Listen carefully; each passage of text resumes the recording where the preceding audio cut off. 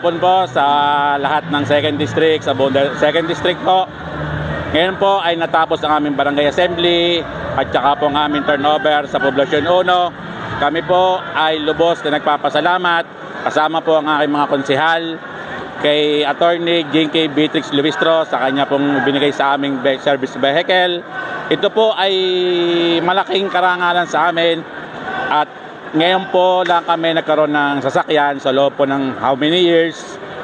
Ngayon po kami nagkaroon ng sasakyan. Maraming pong salamat sa tulong laging ibinibigay ninyo, Attorney Jinky Beatrix Luistro. At makakaasa po kayo sa pangunguna ko po, sa 2025 po ay susuporta ang buong Poblasyon 1 sa inyo. Muli po, magandang hapon po sa ating lahat. Salamat po ng marami. Larga, Poblasyon 1.